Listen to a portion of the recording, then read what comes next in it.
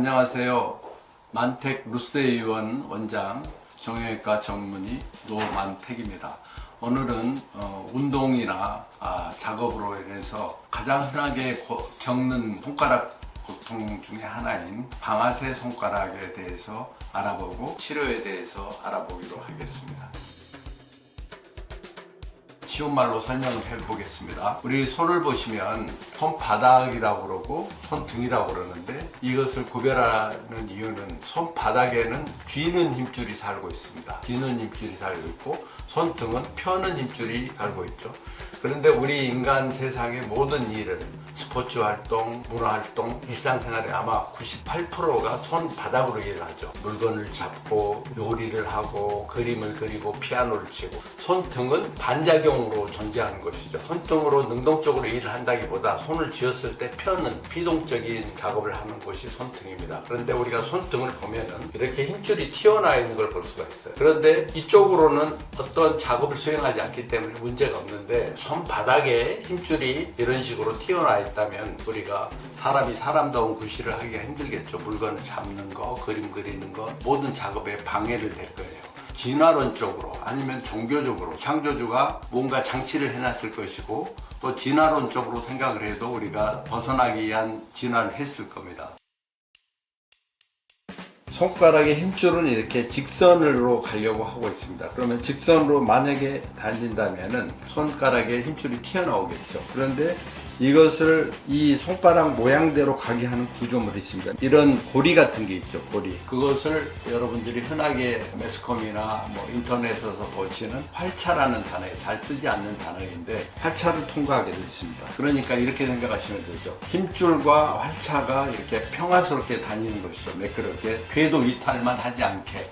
그런데 방아쇠 손가락 환자들은 두 가지 문제점이 있어요. 첫째는 이 활차가 운동이나 작업으로 인해서 굳은 살이 생기는 거죠. 딱딱해지죠. 그 다음에 방아쇠 손가락에 있는 분들은 대부분 어떤 건강에 문제가 있어요. 젊은 사람들은 흡연자가 많고요. 중년들은 고지혈증이라든지 갑상선 질환이라든지 당뇨라든지 이런 분들이 많습니다. 그렇기 때문에 힘줄은 부어서 두꺼워지고 활차는 좁아지기 때문에 둘의 관계가 평화스럽지가 못하죠. 활차는 여기서 누르고 힘줄은 두꺼워져서 이걸 잘 다니지를 못한다. 다니다가 손가락을 운동을 하다가 어쩌다가 한 번씩 툭툭 튀기면서 힘겹게 가고 또 아프기 때문에 그 모양이 마치 우리 권총에 격발할 때와 같다고 해서 방아쇠 손가락이라 말을 쓰고, 영어로는 트리거 핑거라는 그런 표현을 씁니다. 우선 손가락의 통증이죠. 우리가 손가락의 통증이 가장 흔하게 이 활차, A1 활차라는 곳을 누르면 굉장히 아파합니다. 그렇지만은 그 주위로도 이렇게 다 아프죠. 그래서 그것은 마치 우리가 목을 조르면은 목이 답답하기도 하지만 얼굴이 벌겋게 달아오르기도 하고 가슴이 답답한 것처럼 꼭 누르는 부위가 아니라 그 누르는 부위의 윗부분, 아랫부분도 다 아플 수가 있듯이 손가락 전체 통증을 호소를 해서 많은 고통을 받고 있습니다. 가장 흔하게 하는 치료는 대개 초기에는 스테로이드 주사를 A1 활차 부위에 맞게 되는 거죠. 그러면 보통 평균적으로 2주에서 3개월 정도는 편하다고 느끼게 되죠. 그런데 스테로이드는 결국은 재발을 하는 특징이 있습니다. 그래서 주사를 놓는 선생님들도 몇 번 놓으면 부담을 느껴서 수술을 권하기도 하고, 환자분들도 그렇게 할 바에는 재발하기 때문에 결국은 수술을 해야겠다 이런 생각을 하게 되죠. 그래서 수술하는 방법은 제가 선으로 설명해 드리겠습니다. 대개 우리나라에서 하는 방법들은 1박 2일로 입원을 시켜서 하루 입원하고 다음날 퇴원하는 그 방법을 가장 많이 사용하고 있는데요. 전신 마취를 하기도 하고 겨드랑이에 마취를 하기도 해서 이 부분을 절개를 한 다음에 활차를 끊어줘서 이 막힘을 뚫어주는 방법을 많이 사용하고 있습니다. 그런데 이렇게 하면은 대개 다시 이 상처를 꿰매야 되고, 이런 식으로 꿰매야 되니까 이 상처를 실을 빼는 기간이 10일에서 2주가 되거든요. 그래서 그 사이 동안 여기다 드레싱을 한다든지 또 붕대를 감고 다니기 때문에 일상생활에 불편함이 따르죠. 그래서 저희 병원은 이런 단점을 해결하고자 수술 도구를 개발을 해서 그것을 미국과 한국에 특허를 95년도에 또 한국 특허는 98년도에 지급을 하였습니다. 우리 방법은 주사 맞는 정도의 국소마취, 그리고 수술 시간은 가장 빠르면 5분, 보통 평균 10분, 15분 이런 식으로 끝났고 환자와 대화를 하면서 하고 있습니다. 그래서 이 정도 절개를 넣는 거죠.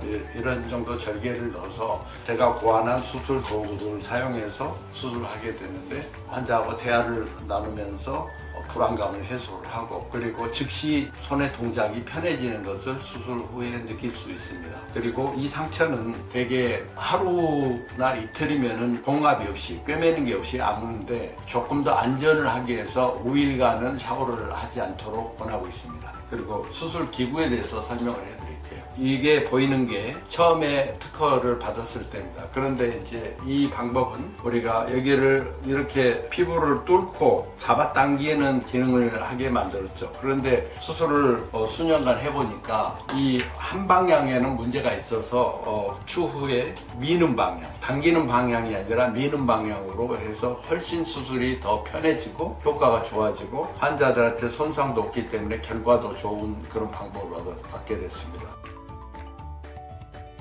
수술 후 통증은 개인 차이가 있죠. 피부를 절개하고 피부에 구멍을 뚫고 활차를 절개를 했기 때문에 통증이 있을 수 있습니다. 그래서 항생제를 5일간 처방을 하고 거기에 항생제에다가 타이레놀 성분을 함께 처방을 합니다. 그렇지만은 통증에 대해서 개인 차이가 있기 때문에 마취가 풀린 후에 통증을 심하게 느낀다면은 타이레놀을 추가로 드시면 충분하겠습니다. 방아쇠 손가락의 수술이나 시술을 하게 되면은 가장 흔하게 겪는 합병증은 수술 후에 건초염이 되겠습니다. 수술 후 건초염이면은 수술 부위가 부어오르고 딱딱해지고, 물론 일시적인 경우가 대다수죠. 그 합병증은 절개를 하든 이 비절개를 하든 비슷한 비율로 나타내는데 비절개가 물론 약간 더 적죠. 또 어떤 수술이든지 환자 개인 면역에 따라서 염증이 일으킬 수가 있습니다. 그러면 거기에 맞춰서 하는데 저희 비절개 하는 수술에서는 대개 많은 사람들이 수술 후 다음날 확인하고 와서 그대로 편하게 지내는 사람이 있지만은 어떤 분들은 한 3주가 지나서도 손에 붓기가 생기고 딱딱함이 느껴진다 할 때는 거기에 맞는 조치를 저희들이 해드리고 있습니다. 그게 가장 흔한 합병증인데 이 수술을 제가 자신 있게 권하는 이유는 거의 1000케이스 이상을 했지만은 가장 보람을 느낄 때는 이 수술로 인해서 편안함을 느꼈기 때문에 다른 손가락 수술도 여기서 하겠다고 찾아오는 분들이 많을 때입니다. 그럴 때는 제가 가장 큰 보람을 느끼고 있죠. 방아쇠 손가락이 생기는 이유를 생각하면 줄일 수 있는 방법도 나올 수 있죠.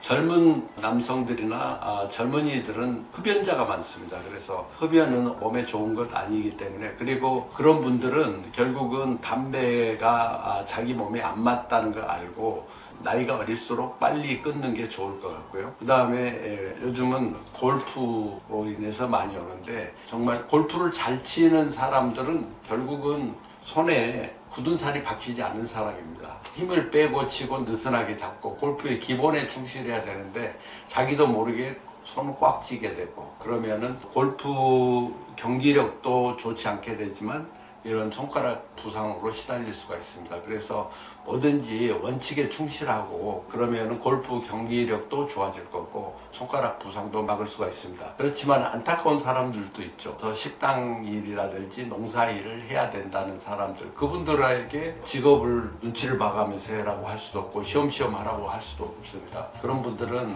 정말 안타까운데 전신 건강에 그래도 신경을 좀 쓰시는 게 좋겠고요. 비타민 정도는 복용을 하시고, 그 다음에 작업 이후에는 작업 후에 손가락을 꼭 따뜻한 물에다 담궈줘서 통증을 풀어주고 염증을 가라앉혀주는 그런 작은 노력이 방아쇠 손가락으로 가는 길을 조금 줄여줄 수 있으리라고 생각합니다.